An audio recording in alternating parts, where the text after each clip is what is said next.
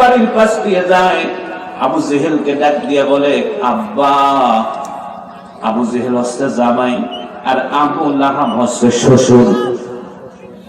আবু জেহেল ডাক দিচ্ছে আব্বারে, ও আব্বা, আমাদের বাংলাদেশে এরকম জামাই আছে না নাই, যে জামাই নিজের বাপকে বাপ না বললেও শ্বশুরকে আব্বা বলে? একটু মেহেরবানি করে বলুন, এরকম ছাগল বাংলাদেশে আছে না? নিজের মারে মা না বললো শাশুড়িরে কয় আম্মু, বেটা তোর মুখ সেলাই করে দেওয়া দরকার, তোর মতো ছাগল জন্ম না, তোর মতো মানুষ জন্ম না দিয়ে তোমার মার উচিত ছিল একটা আস্ত রাম ছাগল জন্ম দেওয়া। তুই তোর জবান দিয়ে তোর মাকে মা ডাকতে পারিস না, আর শাশুড়িকে আম্মা ডাকিস।